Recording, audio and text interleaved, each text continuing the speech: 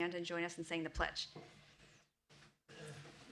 I pledge allegiance to the flag of the United States of America and to the republic for which it stands, one nation, under God, indivisible, with liberty and justice for all. Thank you. Chris, would you read the motion to approve the agenda as posted, please? I move that the Board of Education approve the agenda as posted. Second. Oh. All those in favor? Any opposed? Okay, motion passes. Agenda is approved. I'd like to move now to recognizing our own Dr. Sahlberger. Thank you.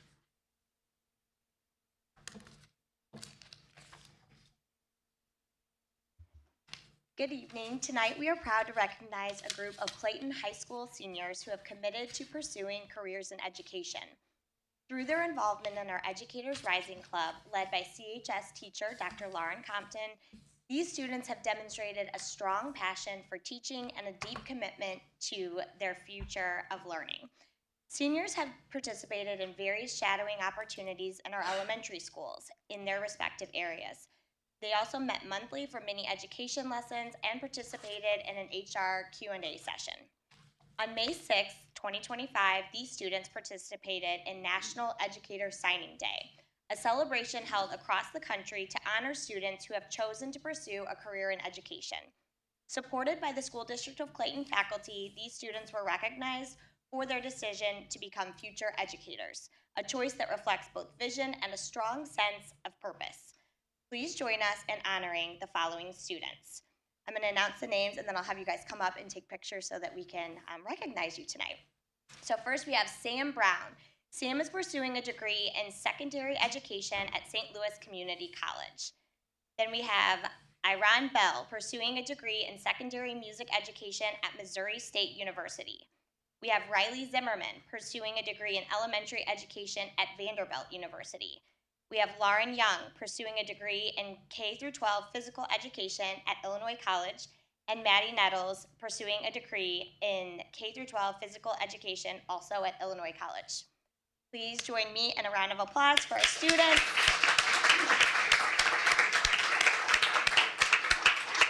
You guys like to come? Sam, do you want to come up first? Is Sam here? Come up and get a picture.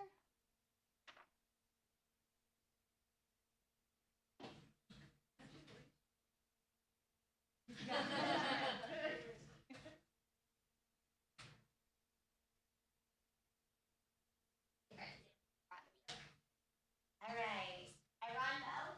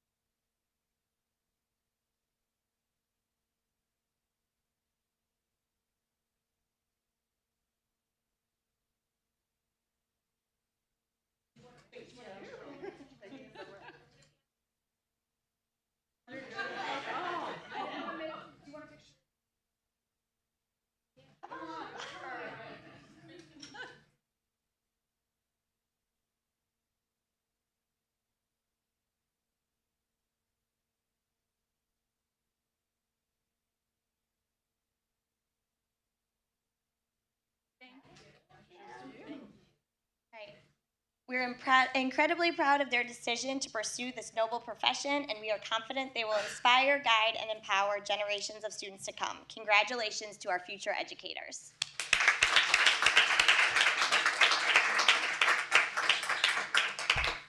Okay, next we would like to recognize our student representative on the Board of Education, Lucia Lorena. This is her last meeting since we don't have the student rep come to meetings after school is out.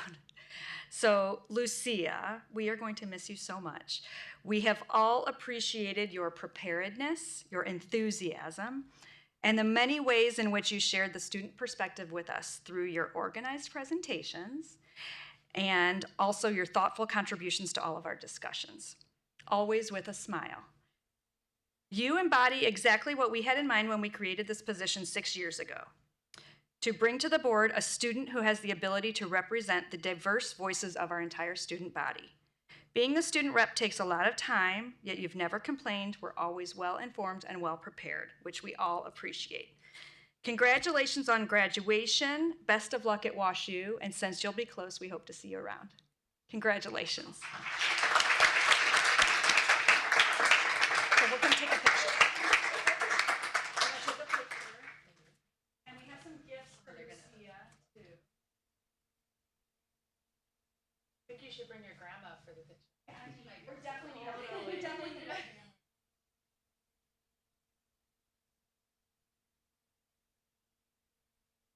Okay. Let's get a family.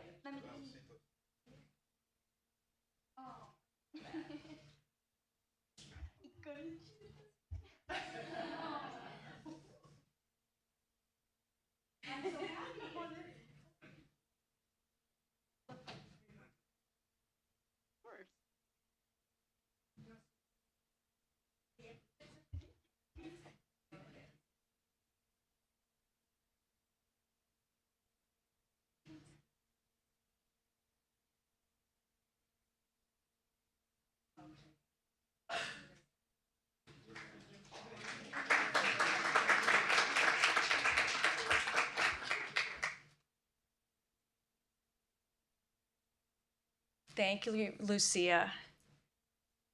And to your abuela, who came all the way from Peru just for tonight. Just kidding. Thank you to her, Lucia, to your family for being here as well. I would also like to take this opportunity to introduce our new student representative on the school board, Nina Sartorius. Nina's sitting next to Lucia tonight to kind of see what it's like to be at a meeting, and also I wanted the opportunity to introduce her to the board and to the community. We had several qualified applicants and went through an application process, 2 different rounds of interviews, so I'm proud to welcome Nina to the board. Some of the reasons that we selected Nina is that she is very approachable, she is organized, she is mature, confident, prepared, and articulate, and we are looking forward very much to having you join us on the board next year, Nina. Thank you. So let's welcome Nina. Thank you. And you don't have to stay the whole time. If you need to go to do homework, that's fine too. Okay, great. Great, Nina. Great first impression. And yeah. And also Lucia's family, you don't need to stay. And the other, recognizing our own families, you are welcome to stay for the entire meeting, but you're free to leave if you want to as well. Okay, so moving ahead to public comment. I would like to start with Thomas Gershman.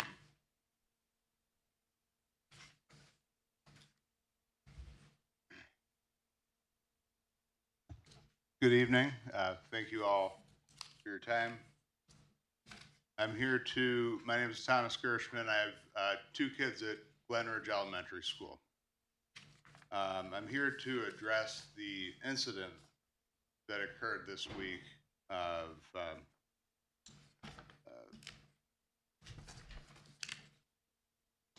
a illegal hate event at Glenridge. What happened? We're not exactly sure as parents, but some sort of anti-Semitic writing, as well as racist writing. So maybe swastikas, maybe Jews are bad, maybe the N-word. We can only speculate as to what happened. What happened, though, is horrible. What happened is horrible. Let's all establish that premise, which I don't know has been communicated. What does the district have to say? Hate has no place in Clayton. Hate does have a place in Clayton, and it's on the exterior of Glenridge. Clayton is a place where hate is dealt with reactively. Thank you, Clayton PD, for doing your part. Reality is this impacts our children, who we are all first responsible to. The district must make changes. What changes will the district make to address anti-Semitism and racism? Now I'd like to read a statement from another parent, Tara Hoisington. I've been a parent at this school for 11 years. My children collectively have attended the Family Center, Glenridge, Merrimack, Wyandotte, and Clayton High School. During my family's time in the district, I have observed and participated in initiatives that aspired to ensure that all students' voices, identities, and experiences are valued. I would ask now that the school board advise the leadership at our schools to evaluate if the same considerations are being afforded to the Jewish students in the district. Judaism is a religion that is practiced with a widely diverse level of observance. The customs, religious practices, and culture will vary from region to region and even from family to family. The Jewish people, however, are a minority ethnic group that has been historically marginalized, discriminated against, and persecuted for centuries. Anti-Semitism is again on the rise in this country, with incidences of anti-Semitic harassment,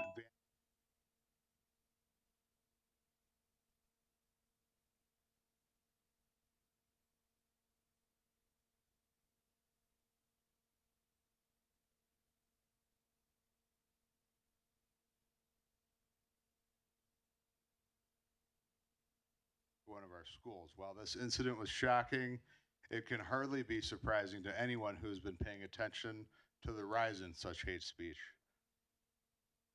But how lucky we are to be part of a district who has been dedicated to self-reflection and courageous conversations around race and identity. We have an opportunity right now. The window's open. We have an opportunity to use this moment to teach our students historically accurate information in an age-appropriate way, to evaluate whether our curriculum is explicitly defining and calling out anti-Semitism, and to check in with social emotional needs for our Jewish students and others impacted. A statement asserting that hate, discrimination, and intolerance have no place in our schools is an important first step, but means very little if not followed up by meaningful action. Thank you for addressing these requests and concerns with the seriousness required. Sincerely, Tara Hoisington. Thank you. Thank you for sharing Tara's statement as well. Mead Greenberg.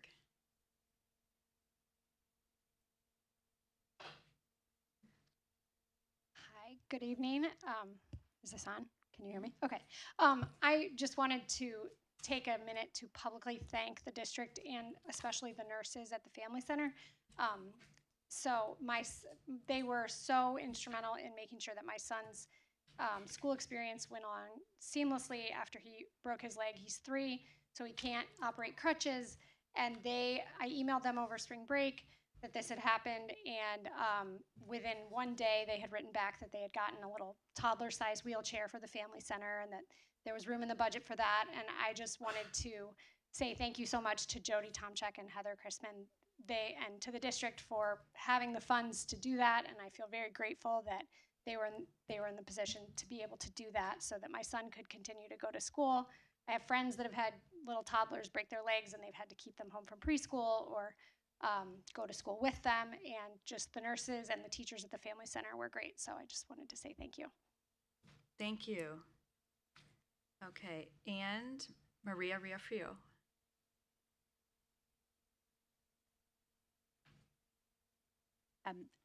Hello, yes. So this is a statement against anti-Semitism and hatred. And my family and I are deeply saddened and outraged by the recent act of anti-Semitism that occurred within our school community. Acts of hate, whether subtle or overt, have no place in our schools, our city, or our world. This is deeply personal for us. We left Russia to escape anti-Semitism, seeking safety and opportunity. Yet now our own children are facing the same hatred here. For my wife and I, as a long-time resident and parent, this incident painfully echoes the fear and prejudice we once fled. We remember a place where Jewish children were bullied simply for who they were, hoping that here would be different, only to witness hate reemerge in our children's school. Let us be clear, anti-Semitism, racism, and all forms of bigotry are unacceptable. Our schools must be places of safety, inclusion, and respect for every student and family. We must come together not just to condemn this act, but to ensure it never happens again. This means talking to our children about empathy and respect, and working with our schools leaders to promote a culture of understanding and inclusion. Hate has no home here. Sincerely, Evra family. Thank you. Jenny Kaufman.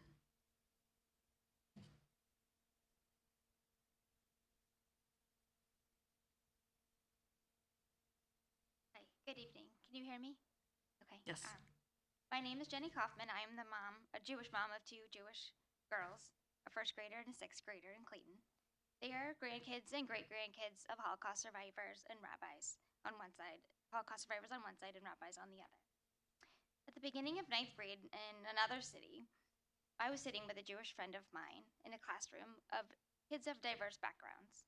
Upon learning we were Jewish, one of my new classmates gazed at us in surprise.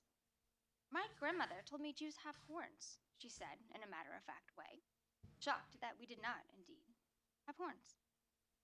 We were able to have an open conversation about Jewish stereotypes, which became a learning moment.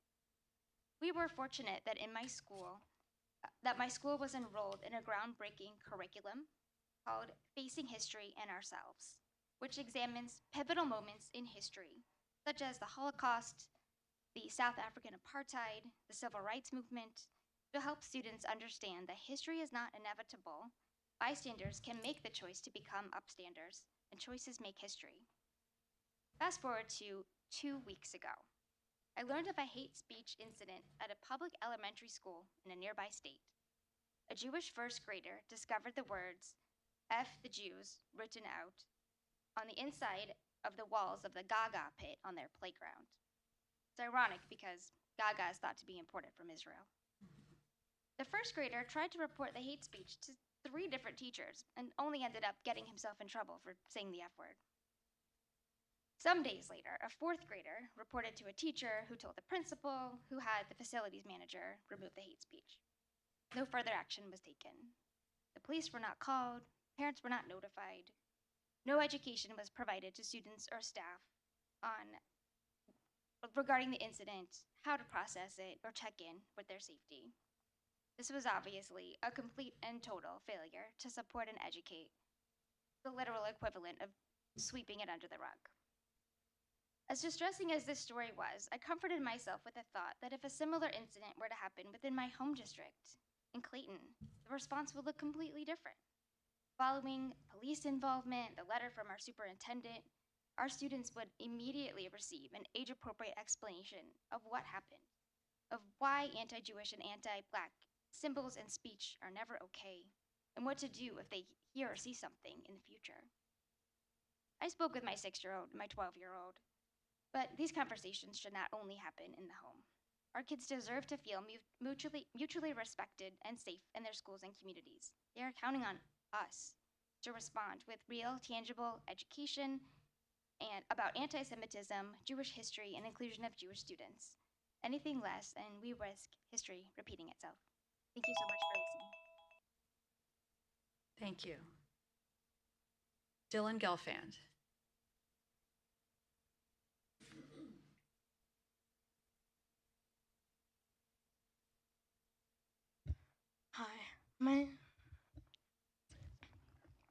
Hi, my name is Dylan Gelfand. I go to Glenridge and I'm in 3rd grade. On Saturday, 2 kids wrote swastikas at my school. As a Jewish 9-year-old, it felt like the Nazi symbol, a swastika, was targeted toward me and other Jews. When I went to school on Tuesday morning, I was not even surprised to see that this was not talked about enough in our classroom. I was not surprised because at my school, Glenridge, we don't talk about anti-Semitism and racism enough. Most of my friends do not even know what anti-Semitism or the Holocaust are. When I heard there were swastikas at my school, the first thoughts that came to my mind were, why would people do this? Weren't they educated? But the answer, sadly, was they weren't as much as they should have been. That's why we need to educate students more about the Holocaust, anti-Semitism, and racism. What I'm asking you to do is bring someone in from the Holocaust Museum to all of our elementary schools and ask them to teach 3rd, 4th, and 5th grade about Nazi symbols, racism, and anti-Semitism. I do not have the power myself to bring someone in to teach these schools, but you guys do. You can be the reason this doesn't happen again, but we have to be willing to talk and learn about it first. Thank you. Marissa Gelfand.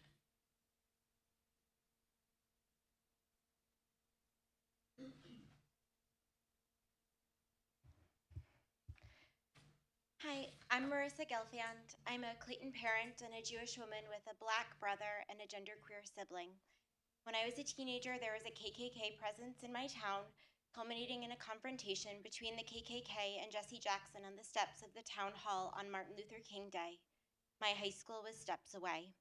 That is to say, I know hate, I've seen it many times, and it looks like ignorance. I love the Clayton School District. Clayton shaped my kids as learners, and it shaped me as a parent. Sometimes our best feedback comes from our closest friends. I say this with love. Clayton is failing its Jewish students and family members and the community at large by not adequately educating its students about anti-Semitism, the Holocaust, hate speech, and hate symbols. Over the weekend, 2 Clayton kids made a huge mistake. They were ignorant. They engaged in hate crimes. Only now, with the damage done, are they likely coming to understand the magnitude of their behaviors. Their mistake was our mistake. We shaped them. We cannot erase hate from all of Missouri, but we can certainly tackle it with the kids we have in our schools for 7 hours a day. This is not the first incident of hate speech in the Clayton School District or at Glenridge. If kids are able to move through a Clayton education without learning about hate speech and symbols, without learning about anti-Semitism and the Holocaust, we have failed. As evidenced over the weekend, we are failing. And now my 9-year-old doesn't want to be on school grounds before or after school without me. A place where he felt safe just a week ago is now shattered and desecrated. He worries that people in his community hate him because he's Jewish, and as you saw, he's a really brave kid. We cannot continue avoiding this conversation. This isn't a lesson kids should only learn at home. If I could devise a consequence for these kids, it would include spending the day with me, my Black brother, my genderqueer sibling, and their wife. We would have fun. We'd go to the Holocaust Museum. I'd also encourage my siblings to talk and share their life experiences, because even though we grew up together, our perspectives are different. This is basically what I experienced as a middle schooler when my temple was swastikaed. My rabbi held Hebrew school classes outside, invited in Holocaust survivors and neighboring students and community members and advocacy groups, and he followed their advice. Together we learned, and together we said never again. Friends tell friends when they're going astray. Friends also hold hands and walk forward together. Clayton's past has been problematic for members of the Jewish community, and that doesn't need to be the future.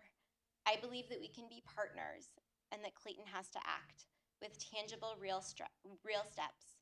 no brushing microaggressions or anti-Semitic comments or discrimination under the rug.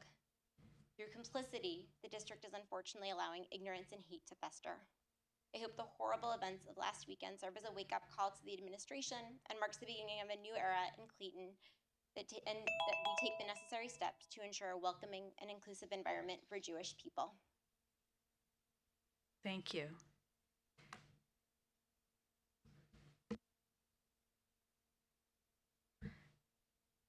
Okay, before we head to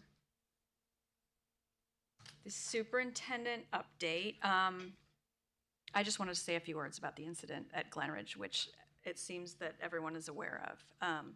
This was very hurtful to me professionally as a board member, but also personally because I am a member of the Jewish community as well as the Glenridge community. But I also understand this deeply affected others, our Black community and our allies and supporters in our community in general. So I just wanted to say I'm grateful for Dr. Patel's leadership and her quick response by involving the Clayton Police Department, her communication about it. And I also am grateful to the police for their quick action and assistance, and for the many community members who have reached out to share their heartbreak over this, their solidarity with us, and to offer support. The diversity of our community, to me, is what makes Clayton so special and so beautiful.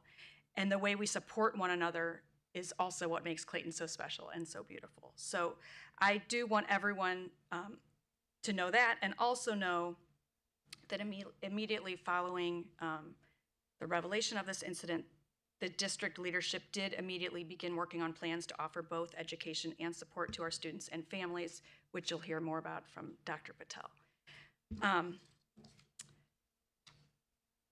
Changing gears a little bit, I also wanted to acknowledge that May, this is our first May meeting, has brought many annual celebrations and recognitions that I wanted to thank our communications team for recognizing, one of which is Jewish American Heritage Month. We also have, May is also Asian American Pacific Islander month, and I, again, thank the communications team for recognizing that, but I think it's even more meaningful now as we talk about the hate in our community to recognize these minority groups this month. But also, May is also Mental Health Awareness Month, which also ties into that. But in addition, we had Teacher Appreciation Week and National School Nurses Day, which was perfectly fitting to Mead's comment tonight. So I just wanted to acknowledge that because May is a big month of recognitions and celebrations, some of which to me are very timely, unfortunately. But I will hand it over to Dr. Patel for her update. Thank you, Stacy.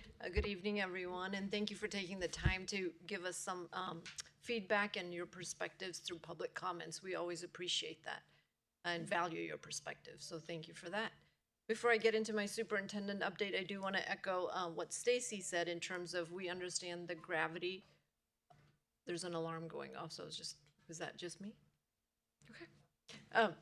We understand the gravity of this, and as I said in my communication, we completely condemn any anti-Semitic acts or any type of hate speech against our Black families. When situations like this happen, they not only hurt the groups that it was targeted to, we know it hurts the entire community. We know it causes pain, it causes fear, it causes uncertainty and a level of chaos. And it also is a stark reminder to us of the work that we continue to do in this area. One of our commitments, right, is our strategic goal in being a place for everyone, where everyone feels safe and they feel valued, and the education that comes with that. And so whether it's looking at curriculum, it's looking at programming, it's looking at speakers coming in, we are continuing to do that. And in fact, we want to make sure that we enhance that. And this is a reminder for us that this work is ongoing. Just yesterday, Dr. Poole, our Chief Officer of Equity Inclusion, had a meeting with representatives from ADL. There was a representative from two representatives from JCRC St. Louis and NAACP. So we're talking with them, engaging with them on how we can be better. That's one of the things we always ask our students, right? What are some things we can do better and learn from? And so I just want to reaffirm our commitment to this work. We're not shying away from it. We're not shying away from courageous conversations. We don't shy away from reflecting and seeing areas that we can continue to be better in. And I just want to make sure that the community knows that we are dedicated to this work. We started this school year with me addressing our entire district staff with the theme of being stronger together. And I think it's fitting, especially during challenging times. And I think it's fitting that we're towards the end of the year, almost second to the last board meeting. And here those words kept coming back to me about being stronger together. And I do believe that we can rise above hate, but I believe that we can do it through empathy and, to a lot of your points, education. And so I want you to know that we're committed to that, and we will assure you that we will take necessary additional steps that we need to, and we'll be communicating that out. And I think part of that also is an understanding of what we currently are doing in the district, that we probably, in reflecting, haven't done a good job communicating that piece as well. There are things that are happening in our elementary schools, middle schools, and high schools that we don't advertise because we just feel like it's part of what we do. And I think part of that is also sharing our story in that work that we're doing. So thank you for your comments, and please know we're reflecting on it, and we'll continue to be better. Okay, I'm gonna switch gears now and get into the formal superintendent update. And look how everybody leaves as soon as I said that. I'm not calling you guys out. Thank you. Just kidding. Have a great evening. So superintendent update. It's a busy time of the year. Obviously, it's May and a lot of celebrations, lots of activities happening. In addition, lots of assessments happening, and I'm sure our students can attest to that. One of the things at the high school level, we are having AP exams being administered. We have over 1,000 AP exams this year that we're administering. And I'm sure Lucia can speak to some of those and the experience that they're having with that. In addition, at the high school, we're also having EOC exams that are taking place in Algebra 1, English 2, Biology, and Government. So our high school students are also taking part in that. And then also our 3th through 8th grade students are participating in the MAP testing. I believe it's over now. We should be completely done. I'm seeing nods. Look at them. They're like, yes, we're done. And then in addition, our 5th and 8th graders also take the science assessments in addition to the math and literacy assessments. And then also grades K through 8, we look at math assessments through NWEA, and we're always looking at literacy development with our STAR assessments. I say all that to say May is a busy month, not only for our students, who we thank for staying focused and committed to this work, and our staff who organize all of this and make sure it's run smoothly and effectively. It is an important part of what we do. I know it's like a lot of testing, but that's data is important for us because then we can turn around and see how we can personalize learning for each of our students. So I do want to thank our students for really focusing and giving it your all during those days. Next, long-range facilities plan update. Real quick, if you remember, we're in the process of doing our RFQ right now. And I outlined 3 priority areas. One priority area was looking at the high school and an addition of an academic wing and refreshing the auditorium. Another priority area was our athletic fields, looking at Y-Down and looking at Gay Campus. And the third and most complex priority was looking at our 3 elementary schools and the aging buildings and facilities and what to do with that. We've issued an RFQ. Look, yes, we're getting there. Elementary, we're getting there. I can see someone really excited about that in middle school and turf. So we've issued our RFQ. The deadline was yesterday for architect firms to turn in the submissions. We actually had 16 firms submit. So there's a list of all of them in alphabetical order. What happens next? We look at the 16 firms. We evaluate their qualifications. All of them are very highly qualified. We have the hard job of narrowing this list down, and then we'll have selection interviews.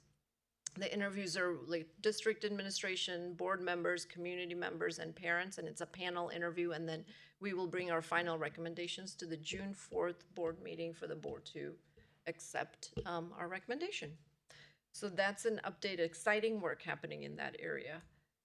And then the next thing, I would be remiss to not mention the Mayfair Awards that we recently had. This is an annual celebration that the district puts together to recognize all of our staff. We had over 200 community staff members in attendance, and we celebrate our staff who've been here for years, so years of service, including our teachers and staff that are retiring. So feel-good event. I think there was lots of smiles. We make sure there's boxes of Kleenex at each table because there are also lots of tears as we celebrate these amazing individuals. And I really want to thank the board for being there and supporting our staff because it means a lot. So I appreciate all of you giving up another evening and volunteering your time again for us. So thank you for that.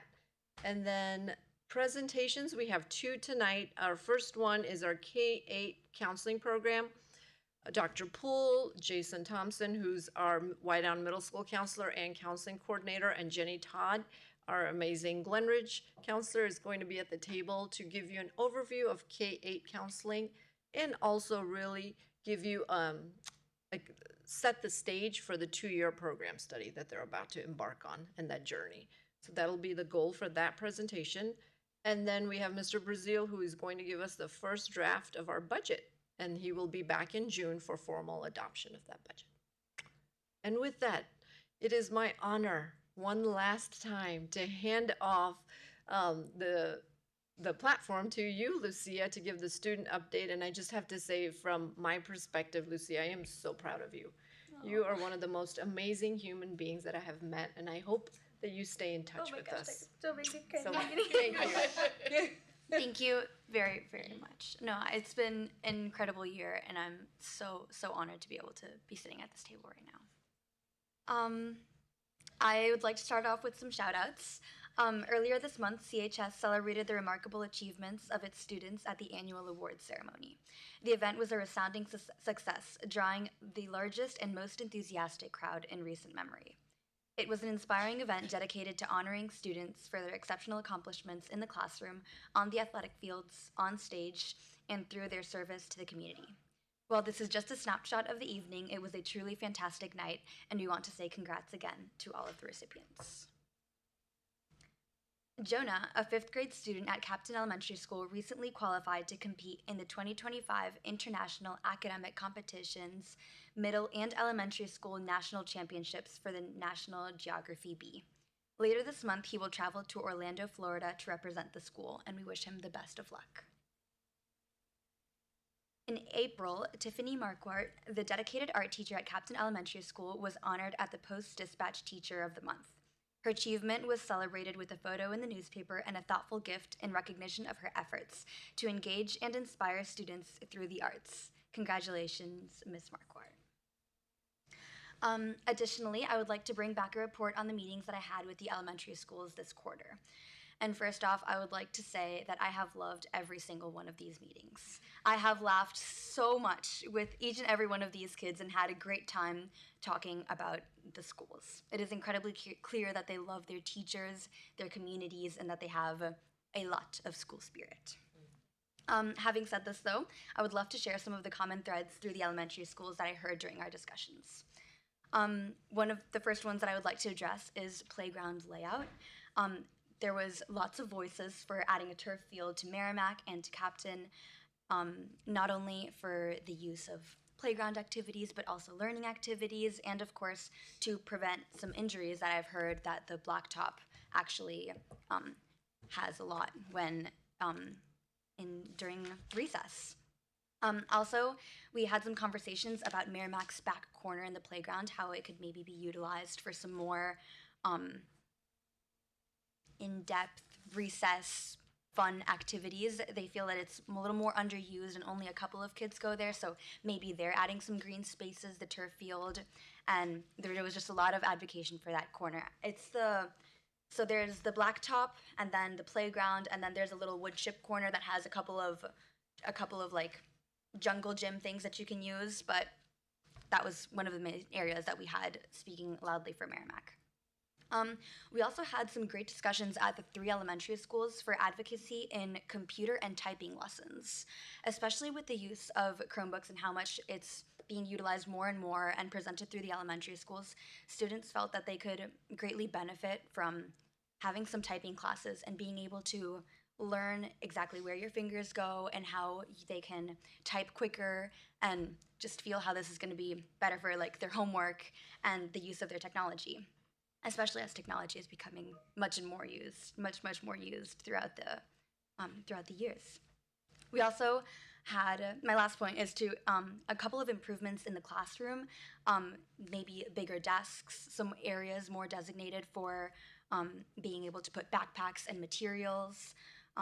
We also had some great advocacy in two of the schools, actually, Merrimack and Captain, for some comfortable corners, really, with some seating where people could go and relax, have maybe some me time, be able to gather their emotions. And it was amazing to actually hear this come from the students as well. Yeah, and then also there was lots of advocacy for some flexible seating throughout the classroom, maybe just the addition of the rubber bands. I know lots of students had come to me saying that they had loved when they were able to use the rubber bands in their desks and be able to use it. They thought that it greatly benefited their education, and there's a lot of advocacy for that. It was truly great to hear all of the ideas and improvements for the students had for the buildings and the areas outside, because my mind immediately went to the long-range facilities master plan and how it aligns exactly with what our district has worked so hard throughout the school year. So I know that Nina's going to do a great job next year of being able to advocate for those students and bring all of the ideas to the table. Having said that, I would like to say a couple of words about our next student representative. Nina is someone who embodies what it means to be a leader. I have been able to see this through speech and debate throughout my years, and she is a wonderful person. Whether through her thoughtful ideas, her ability to listen, or the way she has always made people feel seen and valued, Nina stands out. She is dedicated, compassionate, and unafraid to speak up for what matters. I have no doubt that Nina will bring fresh and amazing energy to this role. Best of luck. And last but certainly not least, I would truly like to thank every member of this board table. I have had such an incredible year and have grown thanks to your support, love, and guidance, and I will miss you very much next year.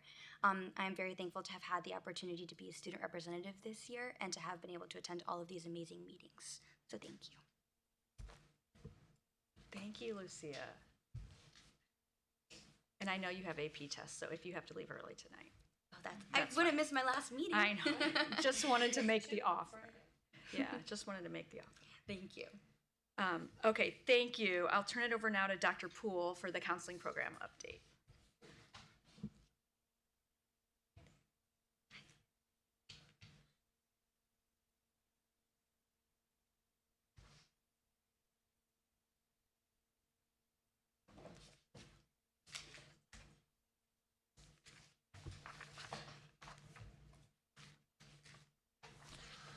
All right. Good evening. Thanks for having us at the board table today. Tonight's presentation will be led by myself, Dr. Cameron Poole. To my left, we have Ms. Jenny Todd, who serves as our elementary counselor at Glen Ridge Elementary, and then Jason Thompson, who serves as our curriculum coordinator for counseling, as well as a counselor at Widedown Middle School.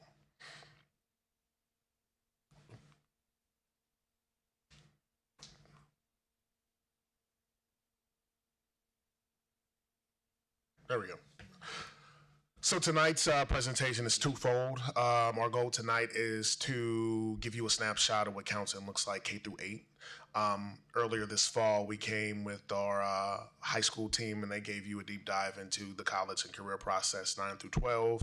So we wanted to make sure that we also touched on K through 8 just to show kind of the vertical alignment of our counseling program. And I'm excited to have us finish, the back part of these presentations as well, because I think it sets the stage well for our 2-year program study that we will be launching into our counseling program to look at exactly as times change, as our children change, do our services and do our personnel match the needs of our students, which are changing every day. And we hope to get answers for that in terms of counseling, programming, and personnel moving forward in the future. Yep. All right. Well, first of all, I want to thank you all again for allowing us to come to this table. I think I came last year to do a curriculum report, and I did bring candy, so I'm bringing it again. And it's symbolic, so as you know, educators and counselors fill our buckets, so we can fill yours, so please take a piece, and then don't ask any crazy questions. I'm just joking. All right, so enjoy that. So basically, I'm excited because we are doing our 2-year program this review. As you all know, last year we did a curriculum review for 2 years. And you may have remembered back then there were 4 areas of school counseling, and curriculum is one of them. So we're excited this year to actually begin looking at all 4 of our components. And we're going to use something called the Missouri Comprehensive School Program Evaluation, say that fast, so MOSCP for short. And that was created by DESE along with the Missouri School Counselors Association. It's a way for school counselors in the state, and actually in the country actually. Some other states have adopted this particular evaluation tool to let people know, let programs know how well they're doing in those 4 areas, identify strengths and areas for growth. And really it's just to help make our best better. And so with that, with the MOSFET, once again, we're going to look at that as each building to look at those 4 areas. DESE has put out some evaluation tools for that to let us know what areas we should be working on and what percentage of our time should be dedicated to certain areas. So starting in August, we're going to look at each building and use this tool to see what areas we're doing well in, and then areas for improvement, and then that will set our SMART goals and our 2-year plan. And hopefully with that, you all will be able to approve our 2-year plan.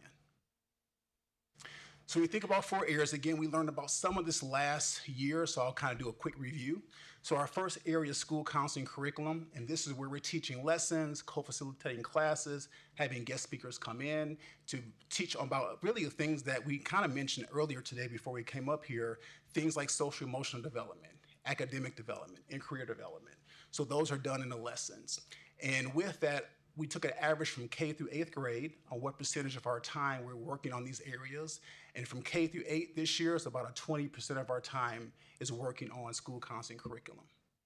The next one is individual student planning. Once again, about 12% of our time is built on that one.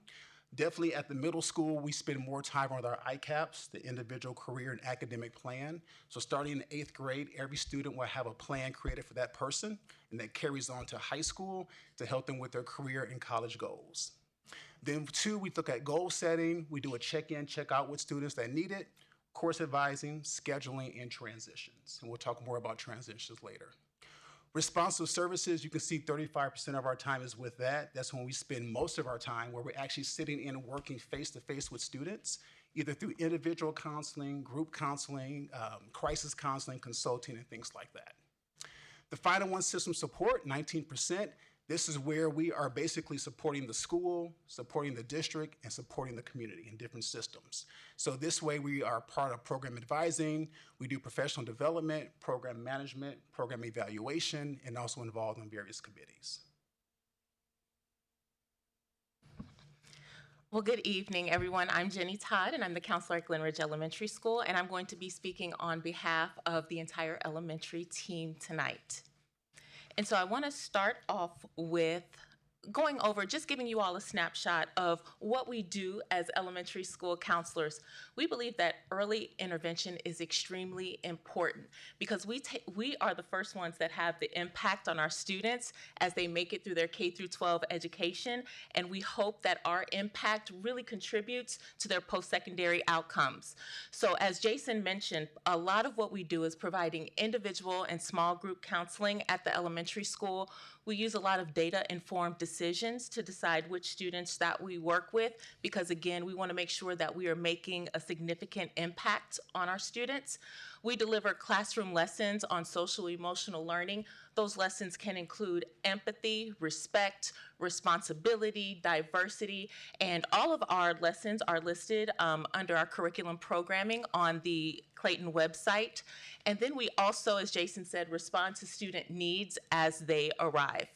In addition to that, we consistently collaborate with teachers, families, administrators. We ensure that communication is consistent so that we can have a very collaborative relationship with our parents and our community. And then we also just want to make sure we are removing any barriers to learning and academic potential. So Jason mentioned transitions, and we wanted to give you an idea of how students are transitioned into the elementary schools. So we have transition meetings with the family centers, and those are happening now. And so that gives us an opportunity to get to know not only the students, but the families as well of our students who are coming in. In addition, we have kindergarten preview and orientation activities. The kindergarten preview not only gives me, the counselor, an opportunity to get to know the students, but also the kindergarten teachers, the administrators, and it helps the students feel more comfortable on the campus so that they can have a seamless transition into elementary school. And then we also work on transition from 5th grade to middle school.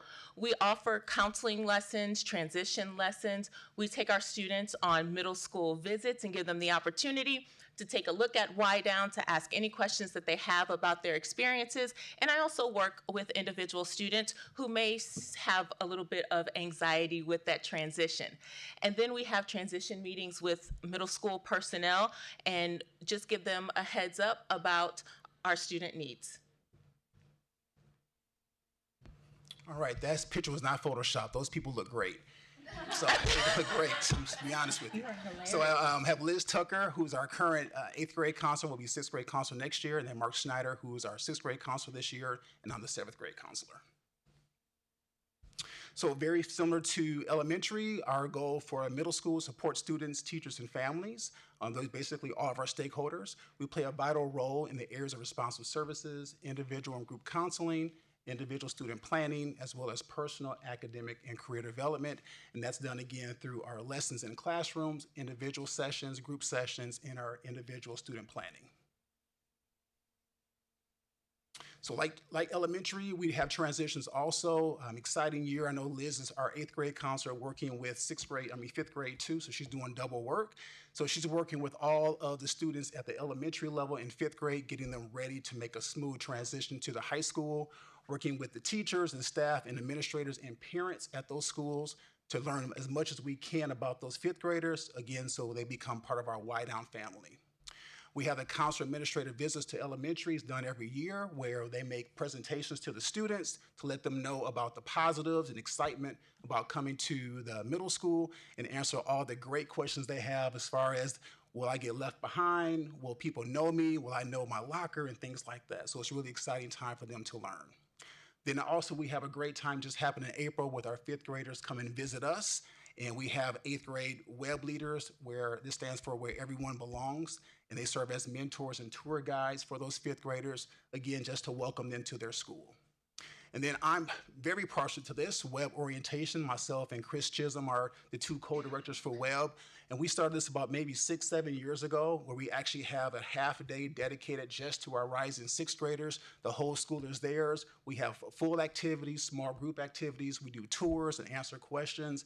And feedback from teachers, parents, and students is that when that first day of school comes, they feel ready. And then final one for the 8th grade to high school transition, we're looking at curriculum and transition lessons to prepare students about getting ready for high school. What exactly is a GPA? Why is every grade, every assignment important? And talking about that with those students. We assist with the ICAPs. Again, every student will have an ICAP by 8th grade, and that carries them through the high school years. They do 8th grade visits at the Central Clayton High School also, and we have transition meetings throughout the year with all CHS personnel. And this is something just to kind of show the different areas again and what's used by the different buildings. As you can tell, most of the 4 components are being used K through 8th grade. The only major difference right now is the counseling lessons. I know elementary school counselors kind of use that, something called Character Strong that we've adopted a few years ago. They use that with their lessons, whereas our school at Y-Down, all the teachers use that in some way or some form or the other. The other areas you can tell that K through 8th grade, everyone is using. Individual student planning, we have the ICAP. Of course, since that is an 8th grade specific, elementary won't do that one. And then career fairs, we do that every 3 years at Y-Down. And I believe elementary touches on careers throughout their lessons throughout the year.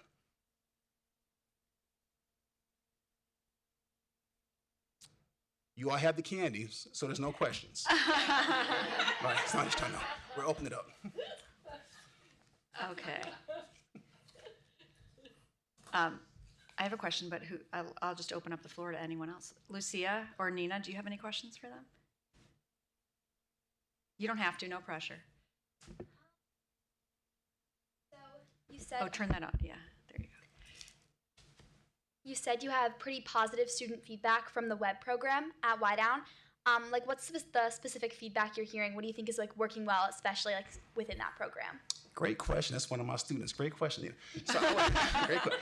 So, yes, that's right. That's right. So I would say that actually we had we're doing web interviews right now. And so we have about 85 students that are all trying to apply for just 40 spots. And so myself and Chris have a great opportunity to meet with those students. And one question we ask is that, what do you remember about web? When you came in last year as a sixth grader, what do you remember? And many of them said, I was scared coming to Wydown. It's huge, homework, bigger kids, and things like that. But most of them said, my web leader helped me with that transition. And that having an eighth grade kind of a rock star, someone who knew me in the hallways, they really felt they belonged at Wydown because people saw them. Yeah, great question. Lucia, did you? Yeah. First of all, thank you so much for the presentation and for the candy. It's always amazing to be able to go into like all of the little offices and just throughout Clayton High School, like take a mint, take a Kit Kat, take another mint. It's, I don't know, it's amazing. First of all, I'd like to say something about the transitions because it's one of the things that I didn't necessarily mention in my speech, in my update with the elementary schools. And I think I did mention it in the middle school one, though, if not earlier this year. But it's something that definitely is on students' minds a lot. And I have heard amazing feedback about the transition. Fifth graders would tell me, I'm mostly excited, but I am naturally a little bit nervous. I'm just curious about how it's going to be, Wydown is so big. And then I'd get to the middle school and speak with sixth graders and say, it was amazing. Like, my nerves, like, they were completely all addressed, it was perfect, and that they had really positive things to say about the transitions, especially from same thing with the 8th graders and then speaking to the 9th graders. So thank you really to the counseling department for being able to make it possible. I just have a little question about it though. How do students know that they can individually like request counseling for that transition? Do they approach you, or is there like a moment where you say, and if you have any like questions, like just how sort of it's introduced? Sure, absolutely. And so when the middle school comes over, we do let students know that if they are experiencing some concerns, they can definitely meet with their elementary counselor. And if they do need that extra time, we give it to them. I would say the same thing for middle school. Actually, part of our tours, when they tour the building, one stop is the counseling office. So they go in, they see their teacher, see their counselor, they see Miss Stout, who's awesome. She's our registrar and everything at Wydown. So they meet her too. And then at the beginning of the year, we have presentations when we actually go into each classroom to introduce ourselves, normally us and our administrator for that building or for that grade level, just to let them know our role, how they can reach us. Normally students will either email or we have an open door policy. So they just come in, if we're busy or not there, they sign a form and we try to get to them within 24 hours. Thank you. Mm-hmm. Thanks. I'm wondering, we hear a lot about how teachers use EduClimber. Is there a way, do counselors also use that, or are there spaces in EduClimber that collect data from counselors? And I'm just curious how you might use that data in the counseling department. So the elementary counselors were very lucky this year. Dr. G came in and showed us how to input our interventions into EduClimber, so that's a way for us to track the support that we're providing our students, and that was something new that we were able to do this year. It's great. Good. And at Wydown, we're starting the same. Actually, we have a student leadership team that meets every Thursday, and many times we're talking about students' behavior, their academics, or attendance. We do pull up EduClimber to look at that data. Okay, Thank you, that's great, because I think what I love about EduClimber is that all the teachers have access, to looking at basically the whole child, right, and getting a picture for them as learners, but I wanted to make sure they also could access information about counseling services, interventions, and social emotional needs as well. So I'm glad to hear that. Thank you. I learned a new name, Dr. G. Dr. Garganigo. Yeah. There we go. I assumed Dr. that she G. was. Good but job, Jenny. Dr. Thank G. you. I like that. Yeah. Dr. G. Hi. Two questions, I think. At the very beginning of the presentation, you gave us like the percentage that you spend, the school counseling spends. This is on page 5, I think. The 20% on school counseling, curriculum, et cetera. I'm wondering how much of that 20% do you know goes into tier 1? It seems like the number 2 and 3 are maybe tier 2 and 3. Is that, I mean, would you say that number 1 is all tier 1 interventions? Or Yes, I would say number one, every child gets that. And then for 2 and 3 is probably tier 2, and then responsive services, if needed, would be tier 3 also. Okay, thank you. And then I had asked this question ahead of time of Dr. Poole, so I'll just give an opportunity to answer here for others. Is that, you know, you're embarking on this 2-year. I appreciate the update on where you are now, and then, you know, a forecast for the next 2-year study.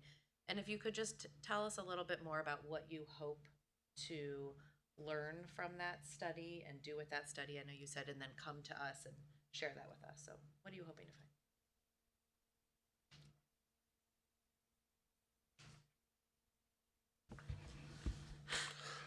So I think one of the big things is, again, one thing that we can all admit is that, you know, the social emotional need of students is constantly evolving. And I think it's important that our services and our personnel evolve with it. So with the program study, the big goal is to see where our time is being allocated, what are the services, and then how does that align with student need? And kind of looking at the study to give us some answers in terms of, you know, how we need to reimagining our counseling programming moving forward, and to kind of give us some answers on some ways we can better meet the student need. Will you speak a little more to I love that, reimagining our services moving forward? What, can you say more about what you mean by that? Yeah, definitely. I think it comes down to three things: programming, skill set, and personnel. Does our programming match up? So when we look at our school counseling curriculum, when we look at how we respond to students with our individual counseling and small group counseling, how we keep track of data, you know, from our risk assessments, the role of the counselor within the systems of support, whether it be support with students with IEPs and disabilities or 504s, kind of looking at all of that time and where it's allocated and seeing if that's the best way for us to meet the student needs from a mental wellness and social emotional health lens. And then personnel, I think, again, as education evolves and as kids' needs evolve, does our current structure, does the personnel within the current structure have the skill set to meet all kids' needs? So if that means diversifying who we have at the table serving our children, it's looking at that. I think going into next year, one big lift and one change that's happening is adding a director of support. So someone with a mental wellness background at the district level, you know, kind of helping facilitate the services within the district as a new addition, I think will be huge and will really help in terms of moving forward with the program study. So just like that addition, what are some other additions, whether programmatically, skill set wise, or personnel that we need to add? Professional development is also a big thing with our counselors as well. Oftentimes being in a position where they're leading professional development, but what professional development needs do they have, like I said, in order to meet the evolving needs of our students? What great timing to have our new Director of Student Services join us. Agreed.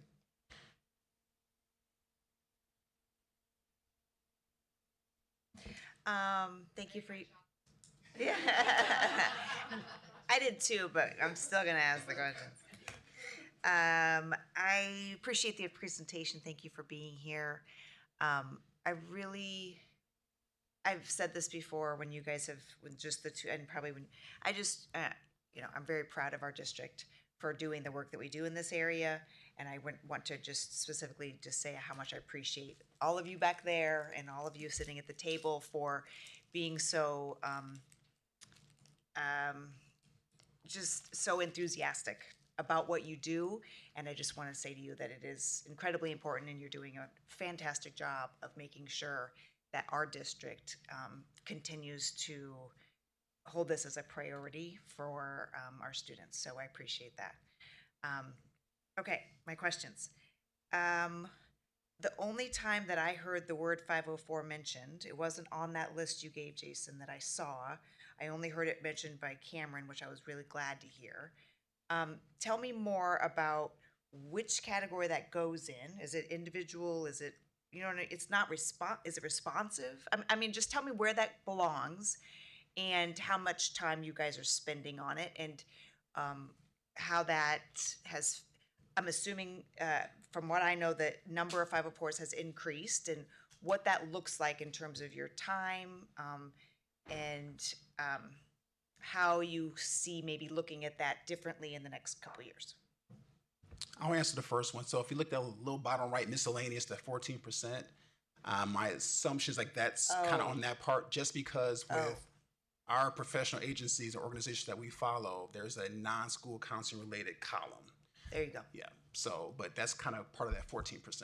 Okay, that's, so you would say, so in addition to that 504s, there's a bunch of other things in that 14%. Correct. Okay. Okay, what about the other questions I had? How much time do you spend creating and following through on and all of those things with 504s? I would say it varies with each grade and each building, to be honest with you. One thing I will give a huge shout out to Dr. Poole is that we now are kind of re-envisioning our 504 process, whereas before the counselors were doing the majority of the lift for various reasons, and now our admins are taking a lot of that role because they are the educational leaders of our building.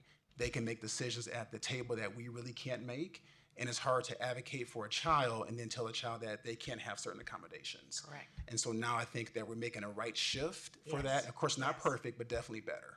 Wonderful. Yeah. I agree. I mean, I loved what you said in terms of our personnel, making sure that we have skill people with, you know, that specific skill of counseling. And I am very excited about the new position. And I do really like that you've already started to tease out that the you know, sort of conflict of interest almost, right? That existed when counselors were being the ones that, you know, were, you know, looking at 504s when it really needs to be an educator, and the counselor has a different role in supporting that student, right? So I really appreciate that we're doing that, and I hope that really helps our students get better served, and I hope it helps our staff to be better at what they do in terms of you know, giving the appropriate accommodations when necessary. So I look forward to that. Thank you. One thing that just came up when you were presenting, do you keep track of how many students, I think the question was asked, how do you know that you can come and talk to the counselor about these transitions? Do you keep track of how many students are actually just writing you emails, like self-advocating for themselves either by email or dropping in?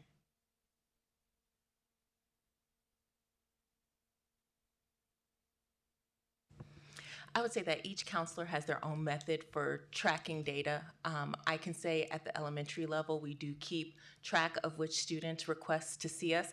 It looks a bit different at elementary than it does secondary. For sure. Yeah. I would say key stage 1, K through 2, it's usually a teacher letting us know that a student has requested to see us. With the older students, they have an opportunity to leave a note saying that they want to meet with the counselor, or sometimes they do let the teacher know that they want to see us. So we all keep track, it just looks a little bit different. Okay. I would agree. Okay. Yeah. Mm-hmm. But have you seen that growing? I mean, we talk about self-actualization. You know, this is part of the Profile of Graduate. We would love for our students to recognize when they need assistance and be able to say, this is what I need. And it's wonderful if it goes to the teacher. I just was happy to hear that you also have a drop-in policy, and I wonder how much students really are aware of that and then are learning that they, you know, and taking advantage of it. Yeah. Well, I think the beginning of the year having that presentation, but I also know that our teachers are our best advocates. And so when they're hearing things, so sometimes they're student facing more than we are. Yeah. So if they're hearing concerns, or our lit teachers may read something in a poem, even our art teachers may see something in Sure. a drawing or painting, and they'll come to us. So it's basically a village helping with that child. Yeah, yeah, great. Thank you very much again. Anyone else have anything else to add? Okay, well, thank you very much. Thank you. Thank you. Thanks for the candy. I do want to say one more thing. Oh, yeah, Dr. Poole.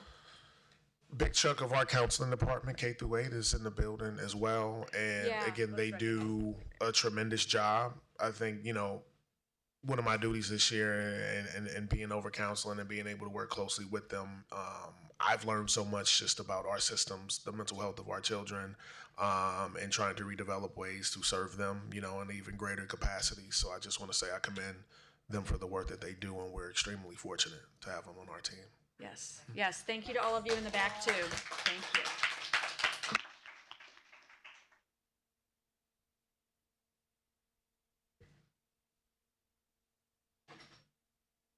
And Mr. Brazil, we will move on to the budget.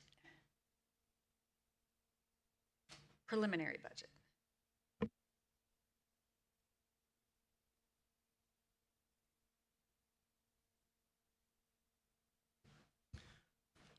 Good evening. I forgot to bring you candy. I appreciate your indulgence. I'm here to provide a preliminary glimpse into the 25-26 budget, and I have a few slides around that. Also, and attached to the agenda was a more detailed document, about 35 pages, that will provide greater insight. Some opening thoughts. This is a preliminary budget, and it's still a bit of a work in progress. I would say it's 95% complete, but it is subject to some change as we get additional information and try to perfect some numbers. I say this every year, that it's really not about numbers. I mean, we use numbers to keep score on how we spend money, but as a budget, it's really more about the goals, initiatives, programming that we seek to implement over the coming year. So I think of it in those terms. It's a year-round process as well, and here are some of the steps that we do throughout the year as we monitor and develop budgets.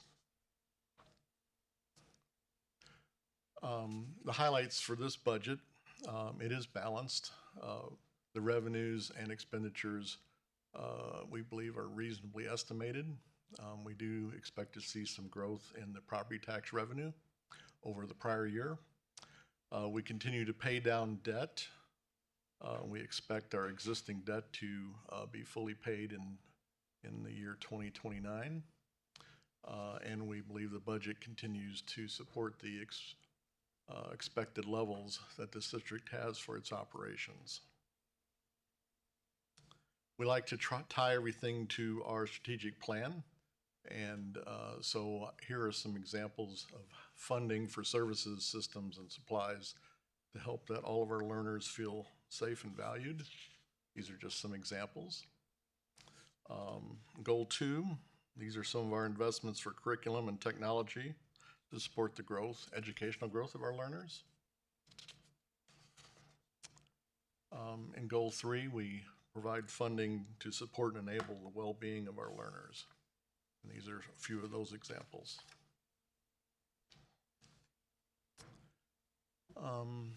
We also seek to, especially in our school academic budgets, to be equitable and address both the student enrollment and the student needs that exist within the building, and we encourage our building principals to reflect that in their budget requests as they seek to drive student achievement.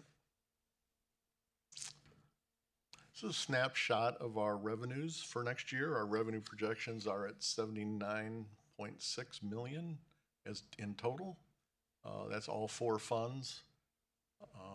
And we've distributed that across there. As you can see, we're very heavily locally funded.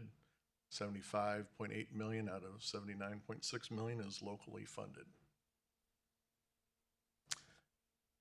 In a history comparison, we do expect to see a little revenue growth this next year. Our revenue through time ebbs and flows at different rates, and we're hoping to see about a 3% growth this next year. Expenditure budget currently stands at $77 million, $77.7 million. And you can see how we've distributed that across salaries, benefits, services, supplies, capital purchases, and debt. The majority of this, of course, is compensation and benefits for staff, typical for a school district. And this is how that compares historically. You can see we show some modest growth going in the next year. And I'm pretty pleased to see that we're at that slow of a rate right now.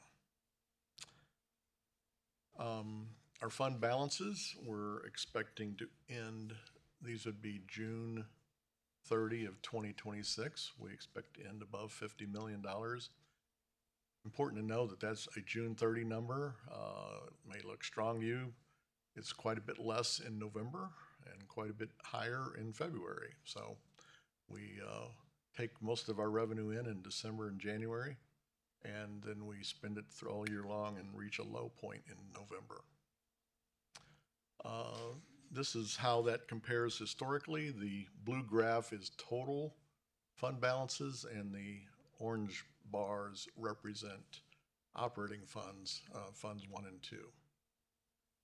The orange bar is also part of the blue bar, but just separating those out. So we continue to see some upward growth in our fund balances. We have some capital purchases planned. This is a quick rounded off summary of those. Some furniture throughout the organization. That third one there, Main Street Furniture Refresh in Wydown, is, I think, an important adjustment in that building. They've been dealing with, student separations and a variety of ways to improve upon their lunchtime experience. So we're making those changes. The next to last one there, our school buses, we have 3, are at an age of, the state expects them to last 12 years, and we're at that point. The school bus market right now is crazy. There's a lot of different manufacturers that are struggling with orders and engine issues, and as we start to evaluate this, we're due to make these replacements, but whether they can happen in this year or whether they get pushed into the subsequent year, we'll see. But it's a project we're actively working on. Closing thoughts. This budget, again, supports the strategic plan with intentionality, and our fiscal health of this district remains strong. That financial stability is very important to us, and we intend to maintain that going forward. Be happy to take any questions. We'll be back at your next meeting with a final version of this document. And like I said, there will be some minor changes to it. Thank you. And Leo, go ahead. Yeah. You touched on this a little, but I get asked about it enough that I'm going to ask you to expand on it. The cycle with the fund balance and the reserves and the amount that we have in the bank now and the smaller amount we'll have in November. Can you explain why that is and about where we would expect to be at a low point for the year, and something about the, I know we set a policy on that on the long-term finance committee a couple of years back, and how we think about what's an appropriate reserve? Yes, our cash flow is such that we receive the bulk of our local resources from property taxes, and those inflow in December and January primarily, with a little extra flow of protested taxes about this time of year. The rest of the year, our expenses flow roughly evenly all year long, and we spend that reserve down, and it reaches its low point in November. So anytime I'm quoting a number, or a percentage, I'm usually talking about a June 30 snapshot and not some other date. History has shown us in this district that if we're at 25% in June, we're probably hitting 0 in November. I would recommend respectfully that we stay at least at 35% in June, and for our operating funds specifically. And we're currently above 60%. So we're in a healthy position. And I hope we keep it that way. So our policy has the I was gonna minimum say, we have fund a balance policy. set at 25%. And you're right, it was set 2 years ago. Yeah, so, which is, June, At June 30th. At June 30th. Snapshot in time. So you think of the fund balance, I mean, when you guys get questions from the community about this, it's working capital, right? Is how I would, Yes. is that's really what the fund balance is. It's the amount of working capital that's on hand to operate the district. So your working capital fluctuates as you have expenditures before you have big revenue that comes in, as John just mentioned. So, but yes, we had robust discussion about this during the long-term financial planning committee and after Prop E and Prop C. and you said it, but the point is, we receive basically one big check every year. And so if you take, so it goes up once and it comes down for the rest of the year. And if you take a midpoint, it looks a lot higher than it does at the end. Yes, sir. Thanks. Yeah, we're not selling T-shirts, so we don't sell the same amount of T-shirts or an estimated amount of T-shirts every. It's just the way property taxes work, but it's worth explaining at least once. Yeah, no, it's good, and that's how when you get, if you ever get questions from the public about fund balance, what is it? It's really working capital. So John, a couple things that I wanted to be sure that the rest of the board members know or are aware of, and that the public hears out loud. So there's no major construction projects planned in this budget, although we are still going to continue our work around the long-range facilities planning. So no major capital construction costs in next year's budget. That is correct. We're moving very slowly. We have some pavement repairs, some roofing repairs, some electrical switchgear that needs to be replaced. Other than that, we're really waiting for the whole planning process to complete itself. I have put $400,000 in here for architectural services. That's a rough estimate. We haven't hired those folks yet, and as we move forward, we'll be able to zero in on that number a little bit better, but that's intended mainly for planning purposes. Yeah, and then I just did some quick math. So revenues are going to increase by 3%, but expenditures are only going up by 1.6 or 1.7%, depending on how many decimals you go out in your calculations. So that's really good, and so that's why I mean that's very healthy and actually a little unexpected given all the uncertainty around the macro environment right now. One of the things that John and I have recently been asked is,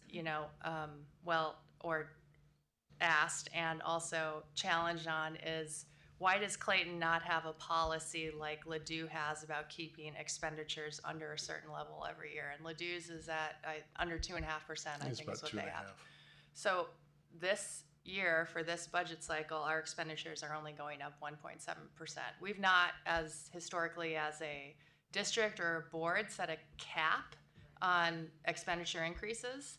But if you get asked, well, again, like Ladue has this, they make sure that when they do their budgets every year, it's no more than, unless it's a special project or something else that's been approved. Well, our expenditures this year are well below what a school district that we're often compared to, should it come up.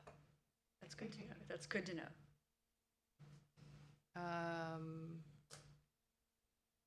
And that's it. Yeah, the minimum fund balance, like I said, is 25%. So if you're ever on this board and June 30th, you hear that the fund balance is 23%, that is when the board, under our policy, is required to take action to raise funds for the district. Yeah. And the fund balance is only calculated off of funds 1 and 2. That's the other thing. So, right, we have 4 operating funds. Funds 1 and 2 are the only 2 funds that you use to calculate the fund balance. we often get asked, well, why don't you include 3 and 4? Well, we use the same calculation that the state of Missouri uses. Yes. But that's the other question that we that's often good to get asked. Good. John, how do you see the senior tax freeze affecting our budget? It's going to affect us gradually and increase through time, kind of like wading into a pool. So our current estimates are that over the next 10 years, next decade, it will cost this district around $6 million. That's based on a few assumptions. We'll be able to understand that better after a couple cycles of this. But initially, people's that are eligible, you'll see their taxes frozen in 25 where they were in 24. So that's not going to be a big impact in year one, and that'll grow marginally every year after that. And they have to opt into it, right? It's They not an have automatic. to join the program every year to be eligible. Oh, each year, okay.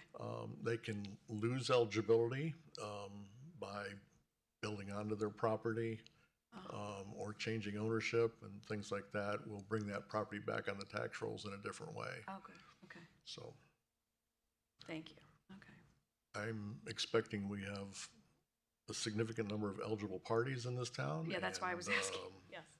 If they are good at That's a nice way of saying enrolling every year, then we'll see, we'll feel an impact over time. And the result of that could be, and John, we've talked about this, we've also talked about it with financial planning, is that although, we have enrollment that's projected to be flat to declining, and the decline could occur faster than we would anticipate if we don't see the historical turnover of homes that typically bring new families into the district. If people are not downsizing their houses, as quickly as they used to because their fixed costs are set. Yeah. The only variable was what you paid in taxes and your house is paid for. There's not a lot of incentive to. Yeah, you're right. To leave. move, right. That's a good point. So I learned something this week in communication with John that I want to share with you all. You might know it, and correct me because I'll probably get it wrong. But that the senior tax freeze does not apply to the debt levy. It only applies to the operating levy. Correct. Thank you. Which felt important. Yeah. You mentioned the school bus replacements. Have you at all explored electric buses? We have explored that, and it's been suggested to us by the Clayton Sustainability Committee, and we've been looking at those. They're very expensive, and the grant revenue from that is currently up in the air a little bit with the feds. On a local basis, we can probably utilize those buses close to home, but on some of our field trips that are a couple hours out, it's doubtful that they could make that round trip. Right. So that's kind of our challenge as we evaluate those. Whether I don't know that we could have a full fleet of 3, all being electric. Fleet. Yeah. Right. Well, I would say also the challenge there, just in general, is that the technology, the capabilities of the technology have not caught up, I would say, for school districts to the point where they become practical. Yeah. So I just know we've had community members ask Yeah. about it, so I was just curious. They're how we work. extraordinarily heavy vehicles, and it takes a lot of battery you turn power on the to make heat in them those run. buses and the power goes down by half, like in minutes. Yeah. So it So does we're get cold here. evaluating electric. Not super cold, but yes. We're evaluating gas, diesel, propane, natural gas. We're evaluating all those But power sources. Your estimate basically is about $200,000 per bus. Yes. Wow. An electric bus currently runs closer to 300,000. Wow. Okay. And you can only go within a 50-mile radius. Right. Thank you for exploring all those bus options. Yeah. Any other questions or comments on the preliminary budget? Okay, thank you. Yeah. Okay, we're now moving on to agenda item 7, policies. We have 3 policies to approve that are all in a second reading that we discussed at the last meeting. So Chris, if you would read those motions. One at a time. Yes, one at a time. Yes, thanks. I move that the Board of Education adopt policy KK, visitors to district property and events with proposed changes. Second. Okay, any comments or questions on the second version of this policy? All those in favor? Aye. Any opposed? Okay. I move that the Board of Education adopt policy JECA, eligibility to enroll with proposed changes. Second. Okay, any comments or questions on the changes here? Okay, all those in favor? Aye. Any opposed? Okay, motion passes. I move that the Board of Education adopt policy JHCD, administration of medication to students with proposed changes. Second. Any questions or comments on the changes in this one? Did you have one, Pam? Yeah.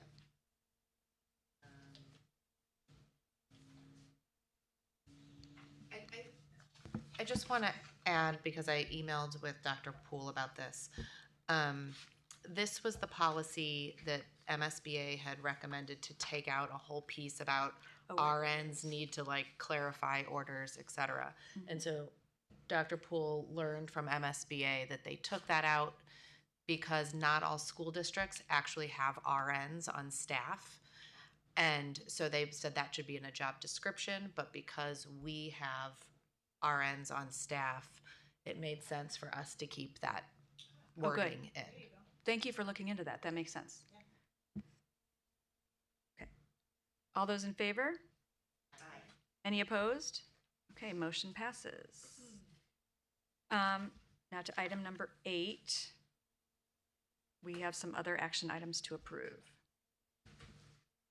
I move that the Board of Education approve the assessment plan as submitted. Second. Okay, any questions or comments on the assessment plan? No? Okay. All those in favor? Aye. Aye. Any opposed? Okay, motion passes. Next one. I move that the Board of Education approve the district professional learning plan for the 2025-2026 school year as submitted. Second. Okay, questions or comments on the professional learning plan from anyone? Okay, all those in favor? Aye. Aye. Any opposed? No, motion passes. I move that the Board of Education ratify the School District of Clayton legislative principles. Second. Okay, any questions or comments on I'll this just one? Leo, do you want- introduce it. Yeah, thank you. I mean, we've talked I was going to about- ask you to do that. Yeah, we've talked about it at the table a little bit. This is the product of the work of the Legislative Advisory Committee. It's a set of pretty high-level principles that, speak to the district's position on kinds of legislation that we see primarily coming out of Jeff City. I think that was really the focus of this discussion. And I think these are the 3 principles we've set out: valuing public education, making curriculum decisions locally, especially with an eye towards empathy and cultural competency, particularly relevant tonight, and local control of local tax dollars are pretty enduring principles for this district that have a long history. I'm sure we'll have things come up that don't fit into one of these things, and we'll have to talk about those, but these should kind of ground us, and it allows somebody who's representing the district or the board to say, this is what we stand for on a piece of legislation with some footing, some grounding. So that's what's going on there, and I would love it if the board would ratify it. Thank you, and thank you for all your work getting this done, Leo. This is a new committee this year, so it was a lot of work getting it off the ground, and this is a perfect example of the work they've been doing, so thank you very much for that.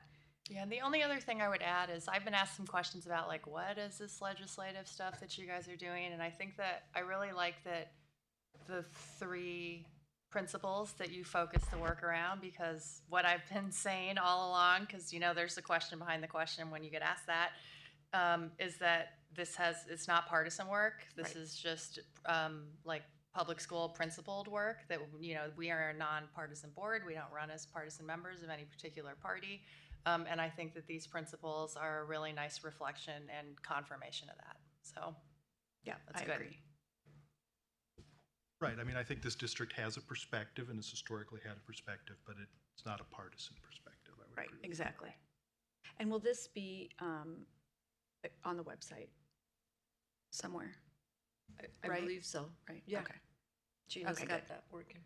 I just wanted to make sure it's somewhere, not just in, our board docs, but somewhere where the public could find it or see it if they wanted to. Okay, thank you. Okay, all those in favor? Aye. Any opposed? No. Okay, great. The legislative principles passes. Thank you.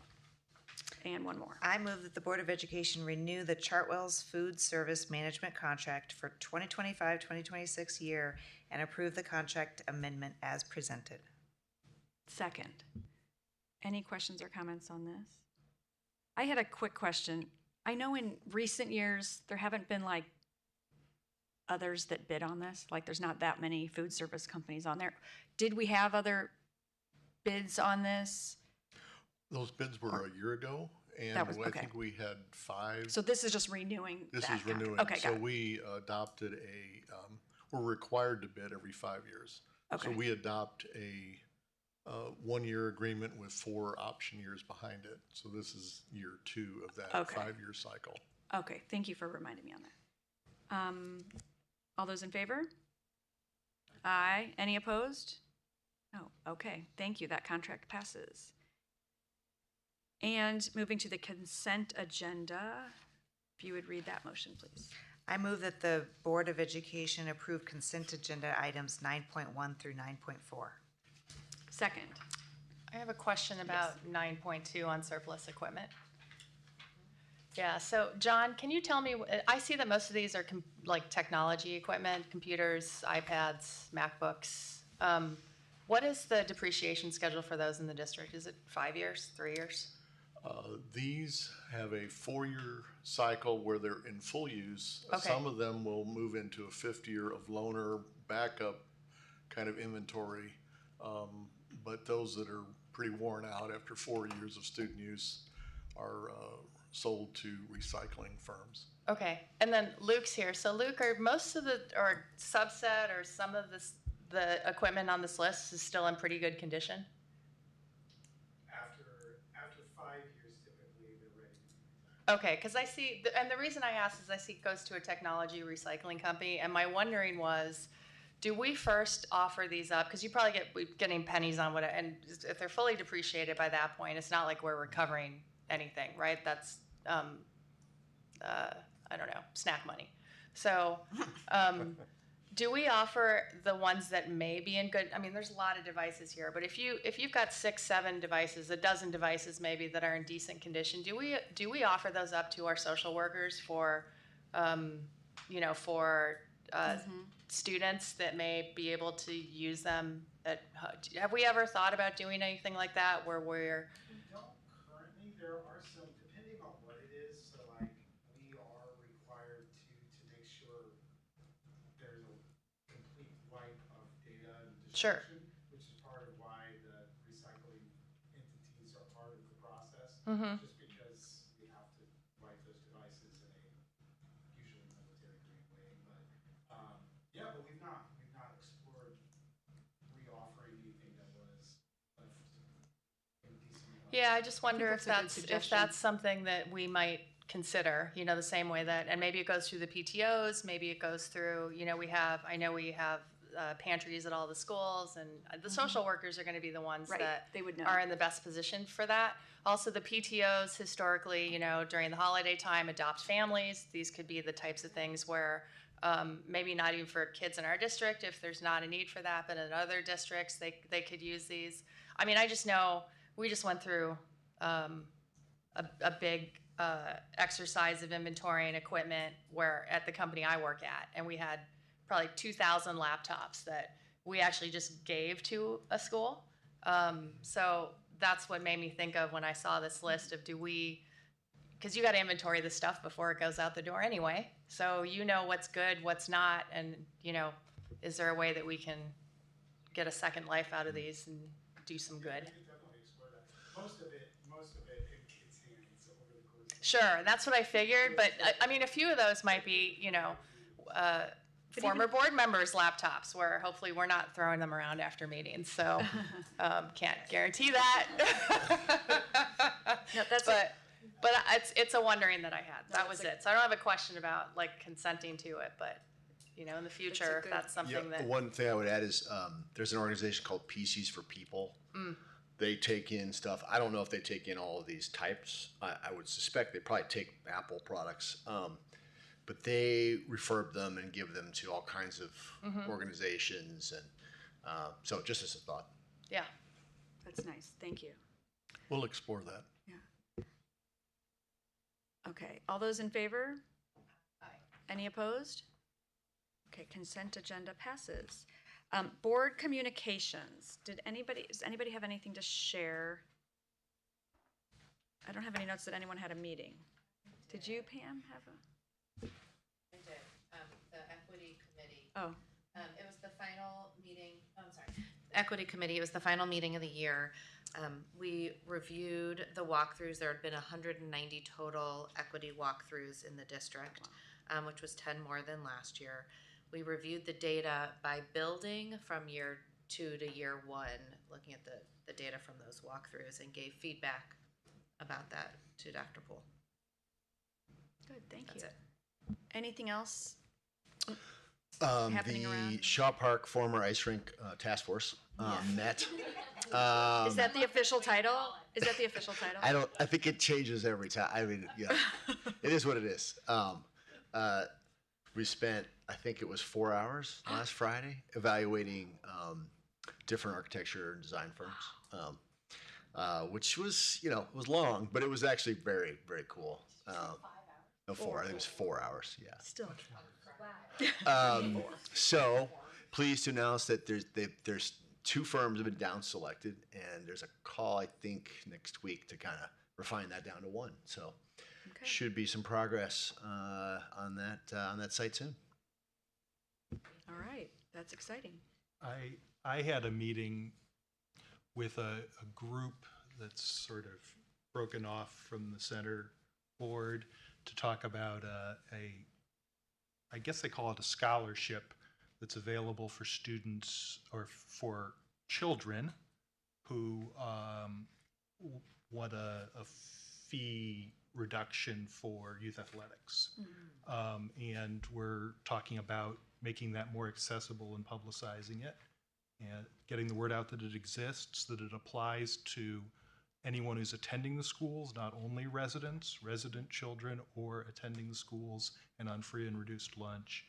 And it's a great way for kids who might not have a chance to play sports with the kids they go to school with to get that opportunity. So we're just trying to get the word out a little bit. I think that's great. And I think not only could we help with that communication, but internally, again, the social workers or counselors might be able to identify kids to make sure they get personally kind of notified about it. And it goes with, because the criteria is free and reduced lunch, there may be some really good ways for us as a school district to communicate it. Yeah. And there's look at making the program a little easier to use and more generous, I guess. I mean, generous in the context of fees for athletic programs. It's a relatively small amount of money. But so that's a conversation that's going on too. Great. Anything else? Okay. All right, we can adjourn. I move that the Board of Education adjourn. All those in favor? Aye. Aye. Any opposed? Okay, motion passes. We are adjourned. Thank you.